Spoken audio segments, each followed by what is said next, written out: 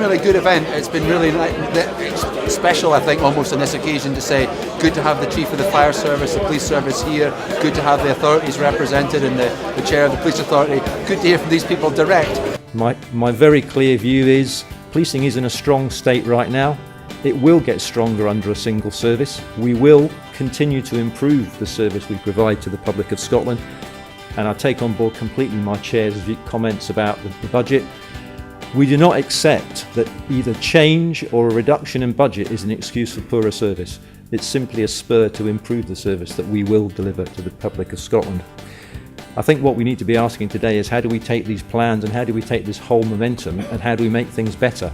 And that's what I think we'll all be concentrating on in the future. I could sit behind my desk in our interim headquarters in Perth and I could sign off a memorandum of understanding saying this is what we will do.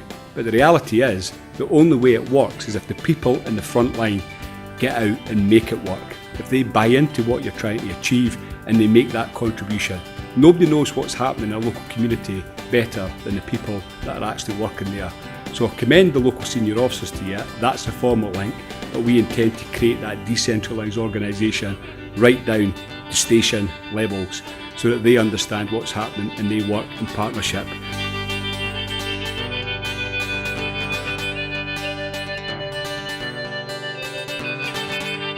I found today's event incredibly useful, I think, in terms of the direction of travel for both police and fire.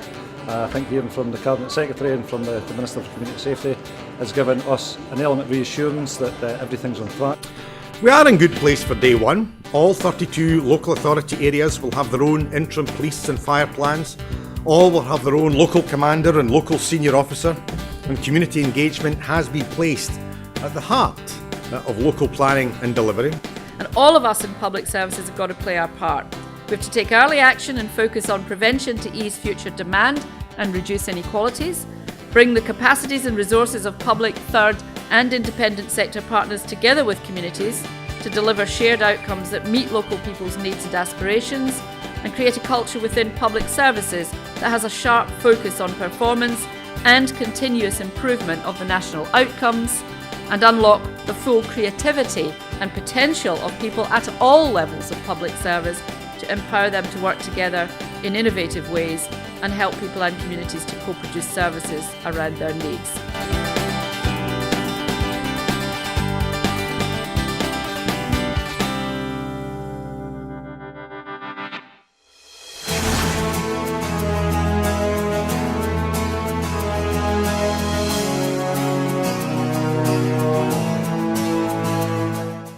Well, what we're going to do operationally at the local level is we really are looking for continuity. Our aim, although it sounds not particularly ambitious, is that on day one the public who use the policing service in Scotland won't notice any difference, particularly in the local policing community issues. We don't want them to suddenly think this is very different. We want them to think, actually, this is a sustained improvement, building on a very strong base.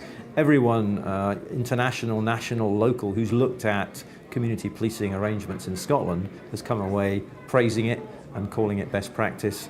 In my view, having worked in a number of police forces across the UK, it is a very, very strong model. It's an exciting time for the Chief and for the service generally, because what the board are bringing is probably a skill set that no chief has had at his or her disposal before, because we have a board which has vast experience and quite a wide array or quite a wide spectrum of expertise, skill and knowledge, including the likes of fiscal, private sector, public sector. And I think that once that relationship between the board and the chief and his strategic leadership team is established, I think it will probably provide a bit of synergy for the chief. We've been preparing for reform probably for about 2 years now.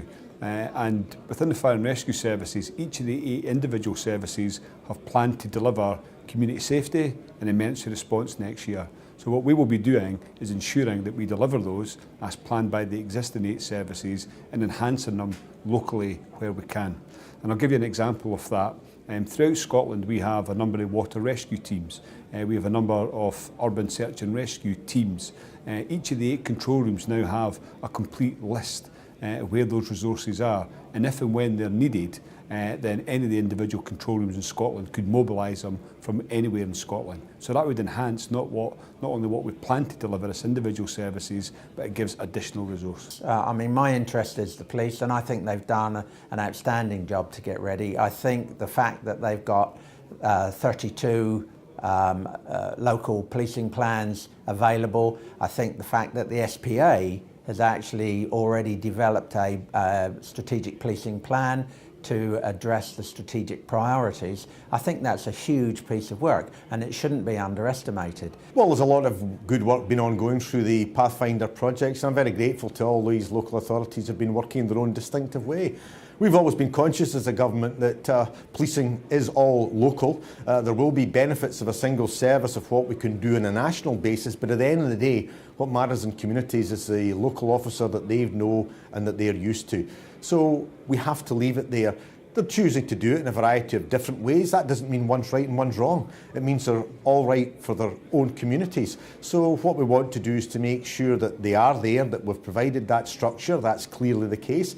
We want to make sure that they can learn from each other, because there may be things that are being done in one part that in another part of the country will think that's a remarkably good idea, we should mirror that. So this is about just getting them into place, but a lot of hard work's gone in. The structures are there, and we believe that although it's 28 days now, we're good to go, and Scotland's going to be a better, safer place because of the changes made.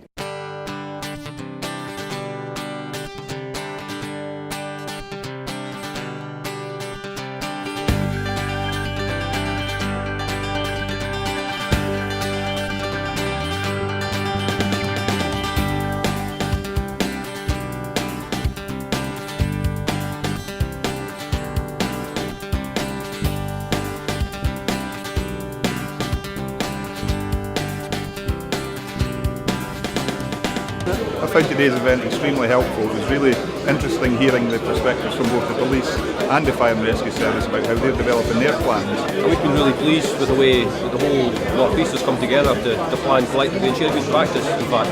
And we see this as a good step forward, not just preparing for the 1st of April, but beyond the 1st of April as well. I've really enjoyed it. I think as a number of speakers have said, it's nice to see so many people here. Given where we started 2 years ago to now have 200 people in this room, all about to kick off with reform and scrutiny and new plans and new scrutiny arrangements. It's really positive.